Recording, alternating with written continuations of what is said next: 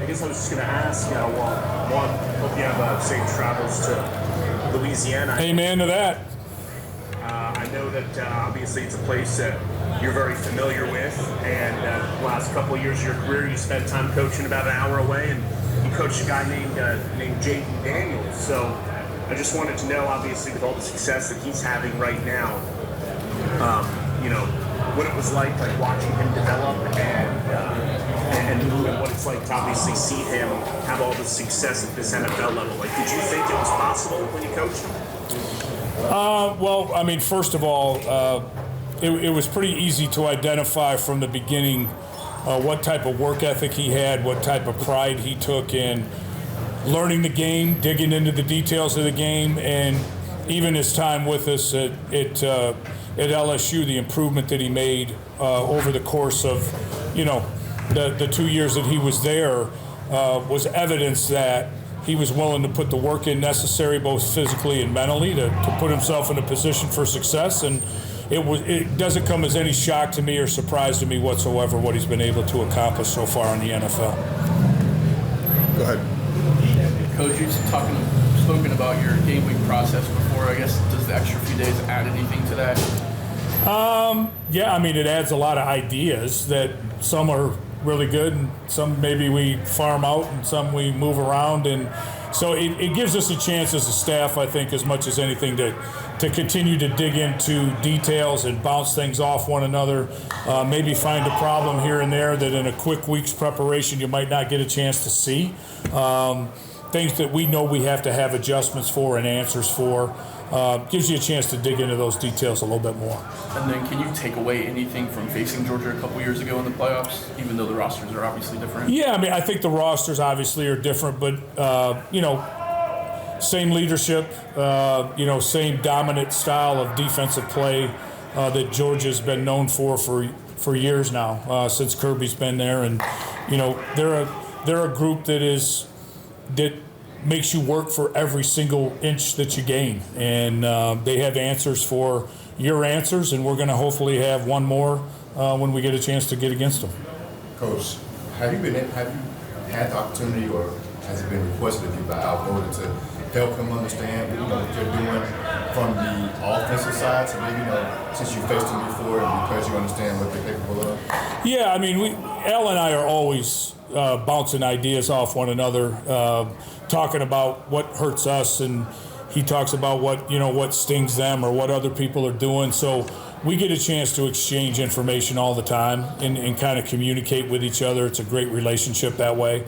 I don't know how much help he would ever need from me. I think he's doing an unbelievable job on his own, but anything that I can do to help, we're kicking that stuff around all the time, him and I. And we know the things that changed for them on offense with the quarterback situation, but defensively they're still pretty stout. I mean, what is the issue they present, and how do you plan to, without giving us the game plan, attack this mentally and physically? There's nothing but issues with what they do defensively, from a personnel standpoint to a scheme standpoint to trying to take away what you do really well. They're as good as anybody that we faced this season at doing that, limiting explosive plays and like I said, making you earn everything that you get. And on top of that, they're incredibly talented physically and have some really good football players. So extremely well coached, disciplined, hard-nosed, make you earn it, and we're going to have to be up for the task.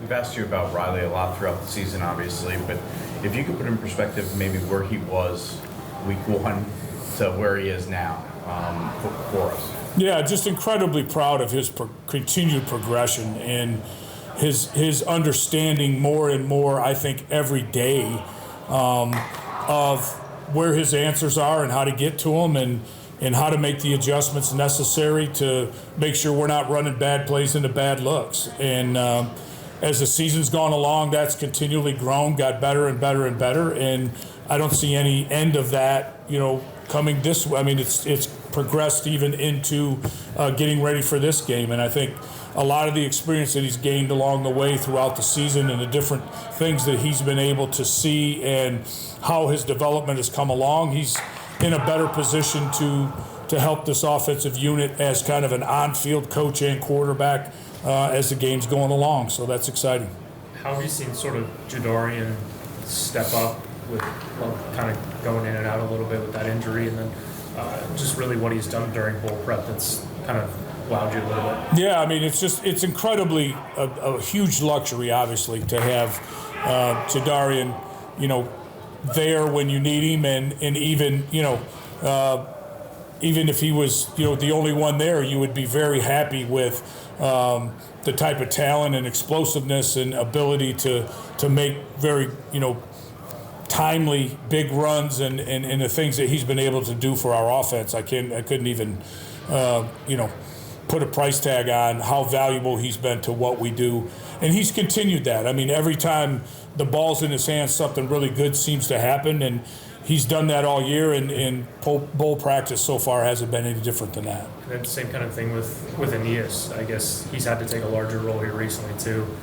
How have you seen sort of him as a freshman really step up? Yeah, I mean, he's really mature for his age and really does a great job of kind of understanding our protection schemes and stuff. We've used him in some third down situations and also rotated him in here and there on first and second down. But he's a valuable guy to have because he's a little bit of a Swiss Army knife where he can get in there and pick up a linebacker and have that type of toughness. And also, if you put the ball in his hands on a check down or whatever, he's going to get you a first down. So it's been really, really positive. We got to go back to Zoom, okay? And we'll finish up on one here.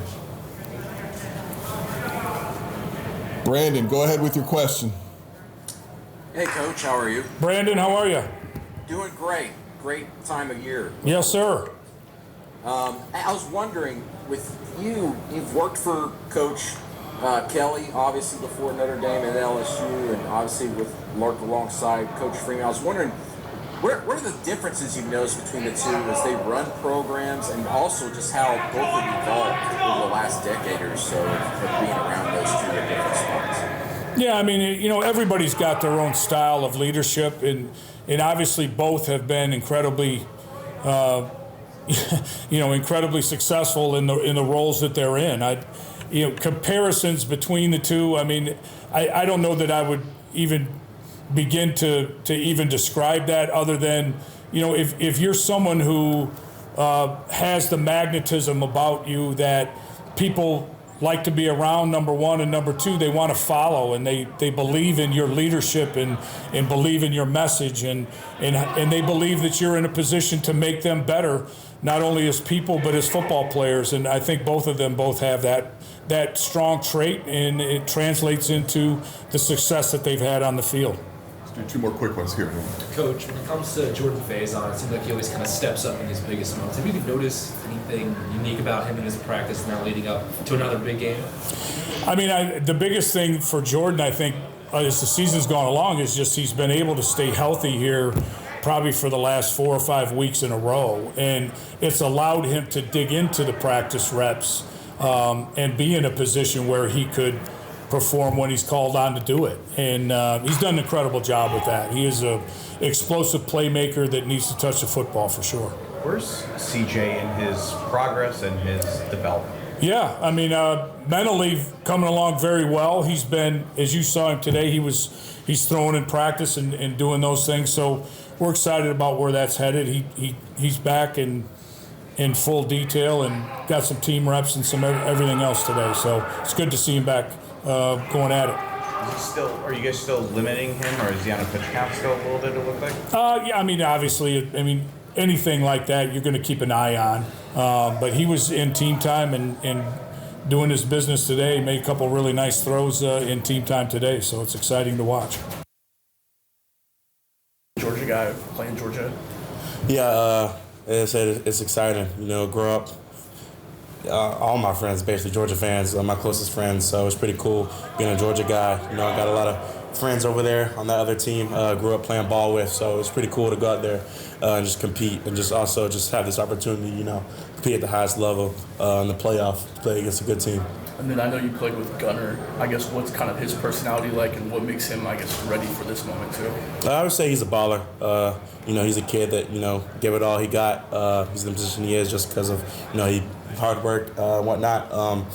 Great kid, great person off the field. So yeah, I'd be excited to see him. What was the IU game like for you? Obviously, you had some great moments early in your career. You had to play a different role lately. To get a touchdown in a big game like that, what was that experience like for you? It's one in a lifetime. That's why you come to a place like Notre Dame, just to be put in those positions like that. It's pretty cool to catch a touchdown. Just do whatever I got to do to get the team win. So just being out there when my name was called, make the play. It was something you just only dream of. What allows you to be a guy that's willing to do whatever you're asked to do, as opposed to maybe being disappointed when you're not getting enough touches and stuff like that? I would say I want to win. The bottom line, whatever I got to do to win.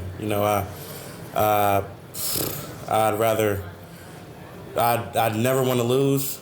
I hate losing more than I like winning. Put it that way, because being on the side of losing, I never want to do again. So after that NIU game, there's a lot of pain. I would say inflicted in us, and so we play every day just to win. Whether it's win the day, win the moment, win the hour. So, after taking a loss like that, whatever I got to do to win, I'm going to do. Jayden, have you seen this team take another step, kind of mentally and physically since the IU game? The time you preparing for this, like, it's not IU. It's Georgia and the SEC team. You guys prepare differently? I guess, what's the mindset in them? Yeah, to hurry up? There's still, a college football team. We think we can compete with whoever. So, it's not like we got to do anything special. But it's also not like we can't, not prepare. So it's just a fine line in between that. We have a great challenge ahead of us. And I'll say we're ready to go. We're still practicing hard, just putting our head down and I guess grinding. Let's do two more for Jayden. Okay, two more. Go ahead. Two more. Go ahead. And when you look at this offense, facing against this great defense, you guys obviously want to run the ball and block the opposing side as a receiver. How have Jeremiah Love and Jadarian Price, have you seen them kind of take an uptick as well as far as just taking this as more of a challenge? Yeah, I would say, I wouldn't put it as a challenge. I feel like we got the best backfield in the country, the best 1-2 duo. So it's like, if we keep doing what we've been doing, we got a chance to, beat everybody. And I would say just not beating ourselves, sticking to, the run game, allowing the pass game, and just complimentary football. And, like I said, we got the best backfield in the country. And if we block up, what we got to do, when our 111, those guys are going to be in the end zone every time. How have you kind of seen Riley Leonard progress now throughout this season and even now in the postseason? I would just say it's confidence, it always, with him, it's his first year here. So just as a receiver room, being somebody who we can count on, throw the ball down the field. I think, as you've seen, our offense has, grown tremendously. So it's just every day, in the lab, grinding, just to, give each other the confidence that we're each going to make a play no matter what, whoever's out there. So that's how I would say he's grown and we've grown as a unit. Aamil just saw you and Riley laughing as he's walking by. Is he just a personality that does stuff that makes people laugh and put a smile on their face at times? Definitely. Riley has an infectious personality. Anyone around him, he's able to connect with him at a personal level. And when you go through a season with him, you just get so close. Just such a great guy. Plays for his players. Always does the best he can for the person next to him, and is so unselfish. So when you get to build a relationship with Riley, you know how goofy he is. So it's always just fun to be around him. They have some pretty exotic blitz looks. I guess, how do you guys kind of prepare for anything and everything? I think it comes to film study and walkthroughs. After practice, we got 15, 20 minutes of just picking up all the third down pressures, getting a chance to feel it for ourselves. They're a very talented team with a great scheme, and so it's important for us to stay in the film room and just kind of rub it as much as possible. So when it's time we come to the game, we're prepared. And then what's allowed you and Rocco to kind of develop a solid chemistry over the last couple months? I think it's honestly being friends off the field. I think what's unique about our O-line room is we're all brothers. You come in there immediately, you have 20 brothers right by your side. And so as Rocco stepped into his role this season, we've been closer as FaceTime calls, talking about players or even playing the game. Me and Rocco's built a great relationship, and he's played excellent for me. I trust him with my life, and he does the same. Is this the most maybe detail-oriented defense that you all probably faced this season? I think all the defenses played so far have been very detail-oriented. This one, like many others, is extremely. I think it's important for us to just stay with our basics, know our fundamentals, trust and believe in the guy next to us, and we'll do our thing out there. And you guys are going down to New Orleans, man, Bourbon Street, all the things that's going on around this game. How do you all stay focused and just not get distracted on what's going on around you on New Year's Eve? It's Bobbie television. Our goal down there isn't to have fun, not to party. It's down there to play a football game. And so the opportunity to just focus on the game ahead, it's a amazing opportunity to be in the position we are. And so we're taking full advantage and just focus on when we get there. Their linebacking core is one of the best in the country, and obviously you guys have one here too. But what sort of how does that add to sort of the challenge of them having so much strength up in the defensive line, but then also you got to worry about the linebackers too?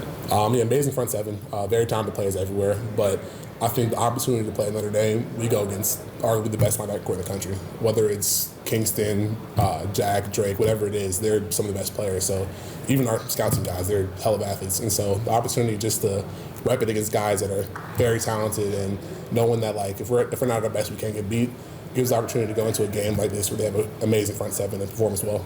And this is probably not the offensive line that what you all were planning to have at the beginning of the season, but now that you guys have been able to plug in guys here and there, with Charles Jaggersaw being back healthy, I guess how does this offensive line room look with a guy like that who's tended to be the left tackle starter at the beginning of the season? So as an offensive line, we embrace the next man up mentality. No matter who it is, injury or ailment, whatever it is, the guys on the field can play for each other. Charles came in, obviously directed to the starting left tackle and went down, but with him being healthy, he can compete, he'll push us. If we need him, he'll be there. But right now, it's just about getting better throughout the process and just playing 5-as-1, and whoever gets a name called, he gets a name called. Jadarian, how has the O-line kind of grown from week 1 to now in your eyes? I mean, you got to give those guys some credit. We're an O-line, D-line driven program. They bust their tails every day in practice in the game. They're always getting cuts and bruises, and they're the reason we've had so much success in the running back room. So, we continue to challenge them, and I feel like, it's a long season, but they're continuing to get better as a group. And then I'm sure you and Jeremiah would like a few more carries here and there, like everybody. But I mean, do you feel the freshness at this point in the year, just with the lack of carries? Yeah, the way Coach does it, Coach McCullough, it really has helped our bodies, and I feel like the world can see that. And I do feel like the time we've had off, that we just played a game last week, but I do feel fresher than I was, midway through the season, to be honest. Is that a hard thing early in the season to truly buy into, and then is there a certain point in the year you're like, this is working really well? Well, we kind of did it, even last year. We have a main guy, but you also had, 4 other guys rotate in, so we're kind of used to it, and, it's really just trusting the process. I didn't have a problem with it. Jeremiah didn't have a problem with it. And even the young guys are stepping up, and they don't have a problem with it as well, because when your opportunity comes, at least you're 100% and you're fresh and you're going out there and giving your best shot. So, what's just the overall excitement level right now? Obviously, you guys have had a longer time. It's been a longer game week, but just to be having this opportunity to play in the Sugar Bowl, play in a quarterfinal game. Yeah, we're really excited. The whole locker room, the whole coaching staff. I mean, you come to Notre Dame to play teams like this and be on the big stage. Millions of people watching, so we're very excited. Jadarian, this is probably a silly question, but there's teams that you maybe not look at the same as you do to Georgia, but does a hit regardless of tackle, does it feel any different when you think you're probably going to get hit by a guy like an SEC opponent versus maybe it's from the MAC or ACC? Is it different for you? Well, let me tell you about those military academy guys. They know how to hit as well. The Navy Army guys. So SEC, Navy, Army, any other team we face, it's football. At the end of the day, we're Notre Dame, and people are going to come after you, whether you're the quarterback, running back, whoever. So you just got to have that mentality to be physical every play.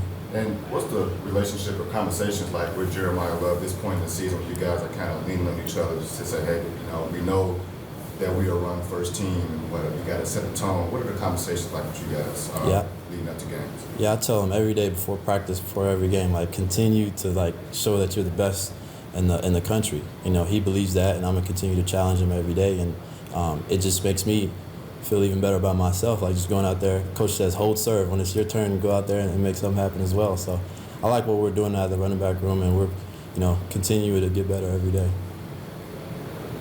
Anything else? Thanks, JD. Actually, go ahead. Just what makes Georgia's defense such a challenge, especially for you guys in the running back room? They're aggressive. They have a lot of size. D-line, we've faced big D-linemen before, but they got some big backs, and we gotta get up there and get good position in the pass game, and in the run game you just gotta take those 3, 2, 4, 5. Next thing you know, 20, 30-yard runs. So we're up for the challenge. Riley, what can you get out of a couple extra days of preparation that you guys have versus it being a regular game week? Yeah, I think the combination of like extra preparation and no exams and no finals. Like when we were preparing for Indiana, it was crazy. Guys were straight from practice to the library or taking an exam. So this week's just been incredible to leave practice and know you got 8 hours, the rest of the day to just study film and get your body right. And then being from Alabama, I guess, was kind of like the chatter like back home. I try to not listen to it, but I mean, everybody's hitting up. I think luckily, like most people know, like not to hit me up, so they'll like go through my parents. But I'm gonna need a lot of tickets. So I already hit up James, the Aussie. I was like, dude, there's no way you got 6 people from Australia coming to New Orleans. But so I think he should be able to give me some. What were your impressions of Georgia kind of growing up? Yeah, obviously being an Alabama kid, I was really a part-time Notre Dame fan. Obviously, I've talked about it a lot. But then you root for the in-state teams as well, so they're always playing Georgia, and I know a lot about them. Riley, how do you talk about quieting the outside noise, but you're going to be in New Orleans, playing on New Year's Day. How do you cancel out things like Bourbon Street? What's going on around the game to focus on? Yeah. Luckily, like I said, New Orleans is pretty close to me, so I've been there plenty of times. Know what to expect, but I keep my life very simple. There's not really many distractions in my life. Kind of in my decision making off the field, and then with my family, girlfriend, everybody's got their head on straight. So it's pretty simple for me. I just asked Jadarian this question, pretty silly question, but you probably have the answer to this as far as you take a lot of hits. But is there a difference in taking the hits from different teams and then the SEC Georgia team? I guess the only SEC team that I've played is A&M, and I didn't really notice the difference. So, I mean, these dudes are freaks, right? But I mean, taking a lot of hits in my career. So, a hit's a hit. I probably won't feel it till the next day anyway. What makes their defense so challenging? They do a lot of stuff up front, so they'll run a lot of different fronts and mess with that, and then they'll bring a lot of different pressures. There's not really many pressures they won't bring, and then they're going to man you up and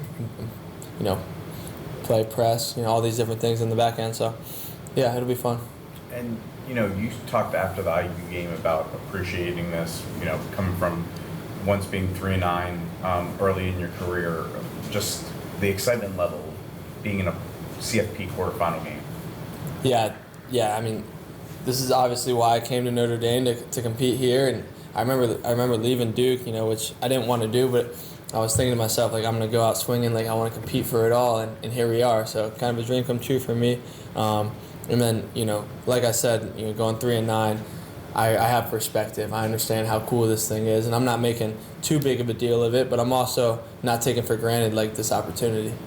There's been a lot of change on the offensive line for you guys throughout the season. Now, Charles Jagasaw coming back. Just kind of how have you seen this unit develop throughout the year to get to the point where they're at right now and now bringing a talented player back? Yeah, there's been a lot of new bodies in there filtering in and out, but like there hasn't been much change in how we're playing. We just steadily, been getting better every single week. It doesn't even matter who's in the game. Like Aamil Wagner, dog. He's been playing really well all year, and he's been able to stay healthy for us. So he's been a big part of this thing, and I think the rest of the guys just filter in and out, and we don't really skip a beat. Riley, offensively, you guys, like I said, you haven't really skipped a beat. You guys have been productive, but right now, what's the conversation like to keep things light and to keep things just, hey, this is another football game? What are the conversations like with maybe the running back on the O-line, just to have casual? Yeah, I think that's definitely been the message, just to treat it like any other game. I think with this team though, you don't really have to say that too much because we are a very mature group, right? You only get a certain type of kid to come to Notre Dame, and it's a kid that has his head on straight and makes good decisions and doesn't make situations bigger than they are. So I think it's kind of just understood. Everybody in the locker room understands this game and has been very mature throughout this process and preparation. Let's do one more, okay? Aeneas Williams, he's kind of like really stepped up in the backfield there, especially in pass catching situations. What have you seen from him, I guess, recently? Yeah, he's a really good athlete. Like in everything we do, he's a really good athlete. And he's got great communication back there for a young kid, which it's like why are you talking about his communication? Like for a quarterback, when you step back there and he knows exactly what he's doing and he's pointing out who he's got, whether we have motion shifts, these types of things, he's always communicating to me, and like I really appreciate that, and I tell him all the time. So he's great to have back there as a quarterback.